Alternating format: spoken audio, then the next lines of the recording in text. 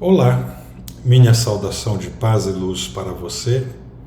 Eu sou o Ciso, aqui do canal do Ciso, do Vivares Psicoterapia, e esse é meu primeiro vídeo do ano de 2024.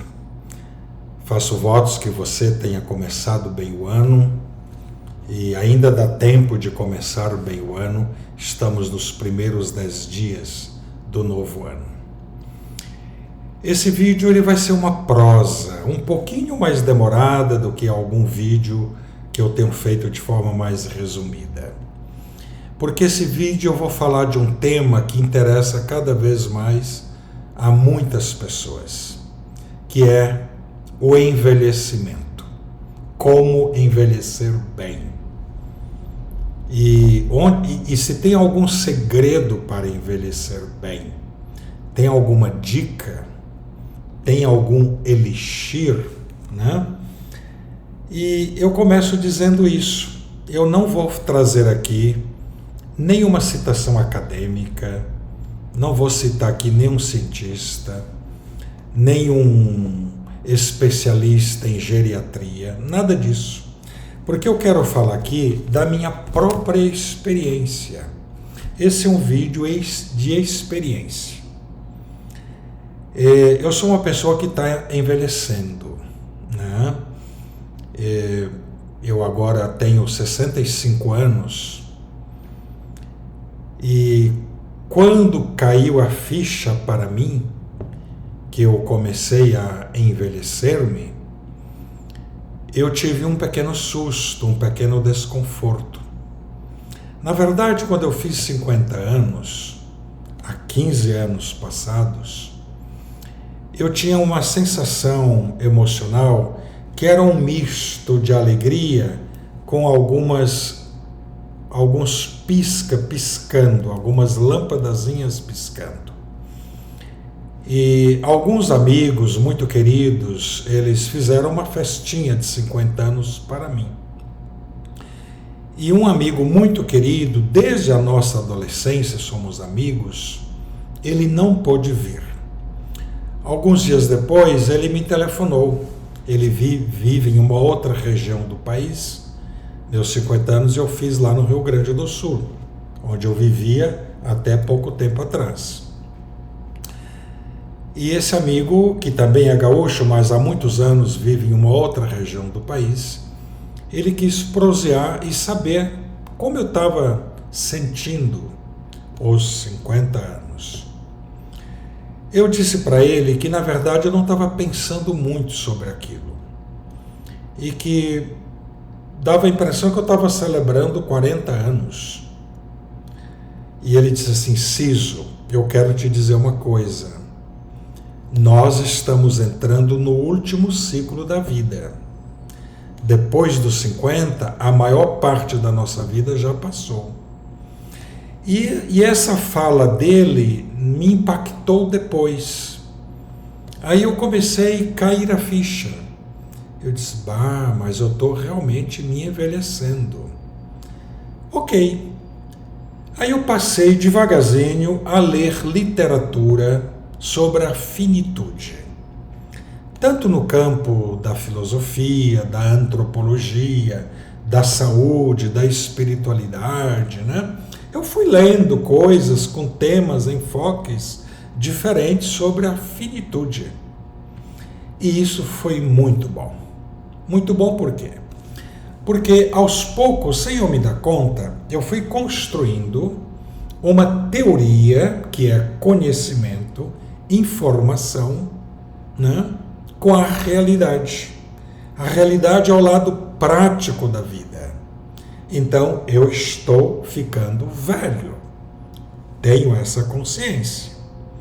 Agora, ficar velho requer um investimento. Aí que está a questão. Muita gente envelhece sem esse investimento, né? E não ter esse investimento significa ter uma velhice com problemas, com dificuldades, com desconfortos e até mesmo com algumas confusões. Acontece. No meu consultório, eu sempre, volta e meia, estou lidando com essas realidades. Pessoas que não fizeram investimento, que não se prepararam para envelhecer. E aí elas não se envelhecem bem. Então, a partir dos 50, eu comecei a pensar como eu queria chegar aos 70. Porque algumas coisas em nossas vidas, no aspecto biofísico, requer muito tempo, não é de um dia para o outro. Por exemplo, mudar um sistema de vida. E já ali antes dos 50, um pouco antes, eu tinha parado de comer os animais. Porque eu disse assim, eu quero chegar à velhice com saúde. Aos 45, 46, talvez um pouco antes, já fazem mais de 20 anos que eu não como mais animais. E olha, eu estou falando do Rio Grande do Sul, berço do churrasco, só perde para a Argentina. Segundo estatísticos, os argentinos comem mais carne que os gaúchos. Mas no Rio Grande do Sul eu vivia numa região onde se comia muita carne, churrascaria para todos os lados. E obviamente que eu frequentava muita churrascaria e comia muita carne. Mas algo me levou a tomar essa medida. Eu lidei com um câncer de pele naquela época, um câncer benigno, mas era um câncer. E o câncer foi tratado, ele foi embora, tudo bem. E naquela experiência eu encontrei com um médico japonês.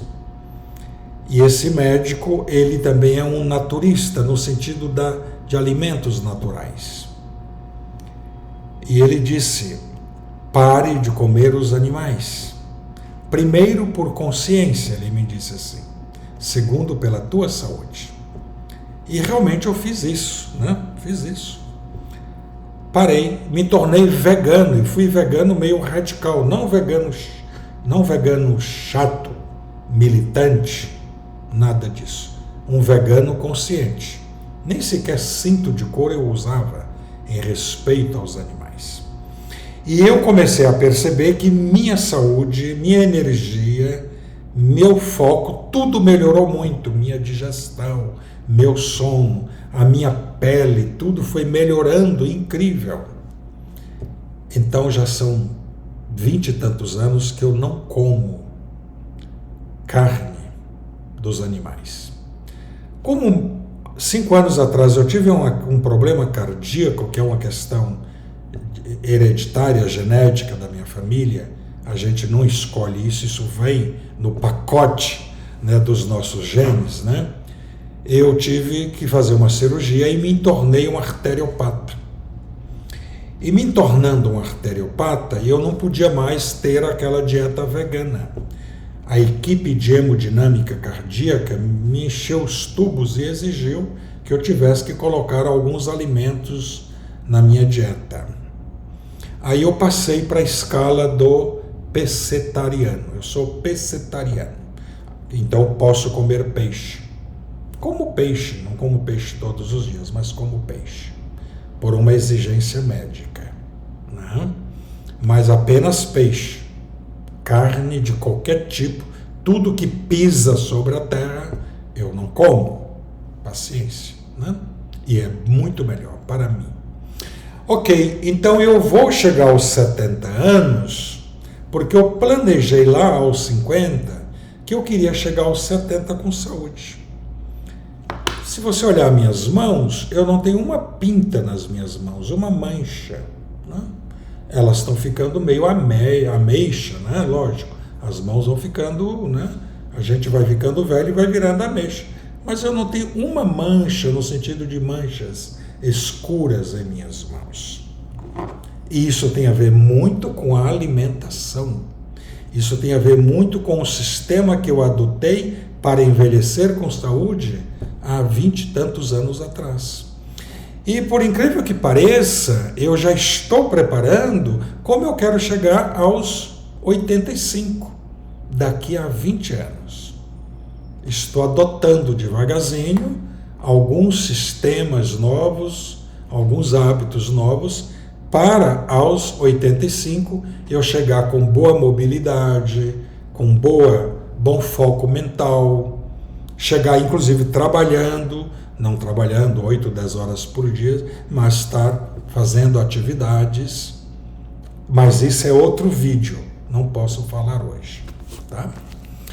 Então, há poucas semanas eu recebi uma mensagem de uma amiga muito querida, que a gente se conhece desde os meus 20 e poucos anos de idade, para dizer que já são quase 50 anos que a gente se conhece, e a gente é amigo.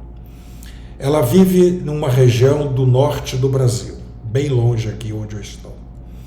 Alguns meses atrás, ela e o esposo, eles passaram aqui na minha casa, me fizeram uma visita muito gostosa. E depois ela me escreve: Ciso, mande aí para mim uma reflexão, alguma coisa, porque o meu marido está com dificuldade para envelhecer. Ele já está indo para os 80 anos, ele é um homem super ativo, anda de bicicleta todos os dias, faz 1000 coisas, sobe no telhado da casa, abre buraco, enfim, ele faz muitas coisas. Um homem ativíssimo. Mas na mente ele começa a ter resistência para o envelhecimento. Por quê? Porque o corpo dele está sinalizando limitações. Ele começa a perceber limites. E talvez ele tenha aquela cultura de que eu sempre vou ser forte, eu sempre vou ser capaz, né? Eu sempre vou ser o primeiro da fila, eu serei o primeiro que chega. Enfim, aquela visão de que a gente tem que estar bem em tudo, que é meio chato isso, né? Ninguém tem que estar bem em tudo. Quem disse isso? Né? Você vai estar bem no que você pode estar bem, né? E ela disse: Ciso, me mande algo. Eu disse: olha, aguarde, eu vou fazer um vídeo falando de envelhecimento, que é essa prosa que a gente está tendo aqui, né? Então, o que eu diria para minha amiga que eu vou dizer aqui nesse vídeo? Primeiro, o teu marido precisa apoderar de algumas teorias. Teorias aqui enquanto conhecimento. Precisa ler sobre envelhecer bem. E hoje, gente, tem tanta coisa legal. O YouTube está cheio de canais ótimos de geriatras, médicos, dizendo coisas incríveis, com pé e cabeça. Como envelhecer com saúde, né? É uma questão de garimpar direitinho, porque a internet é um oceano de coisas, né? Mas eu sigo alguns canais de geriatras, médicos no YouTube e que são incríveis, né? Só que aqui eu estou falando da minha experiência. Você não poderia indicar um desses canais e está tudo bem. Mas eu sei que tem amigos que querem ouvir o meu relato, tem pessoas que me acompanham aí nas minhas redes que querem ouvir de mim mesmo. Então, vamos lá, vamos falar disso, né? Então, envelhecer, eu acho que quem fez a síntese, a melhor síntese do envelhecimento foi Jorge Amado, né? Já se faz o quê? 22, 23 anos que Jorge Amado foi a óbito, né? E ele morreu, acho que com 88 anos, eu creio. Por aí, quase 90 anos. E eu sempre li as coisas relacionadas à vida do Jorge Amado, matérias que saíam sobre ele e tal. E um pouco antes dele ir a óbito, um jornalista perguntou a ele: Ô Jorge, como é para você a experiência da velhice? Como é para você? O que é a velhice para você? Ele, com aquela cara de menino maroto dele, né?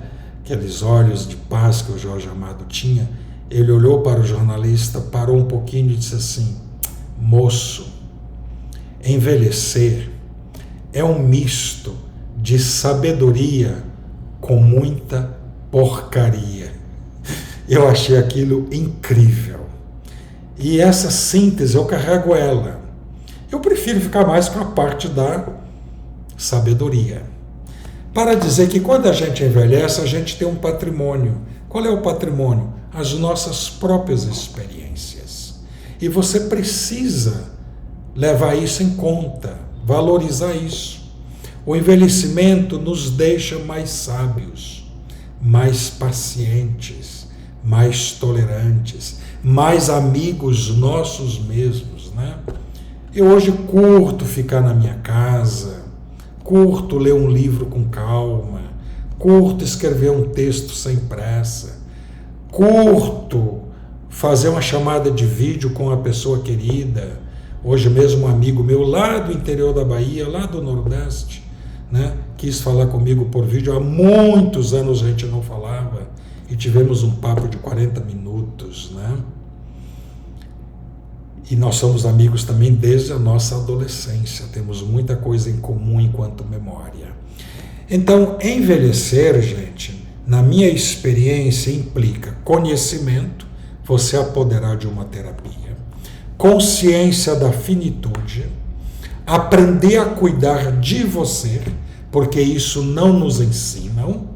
A cultura, tudo no que ensina que a gente tem que cuidar dos outros.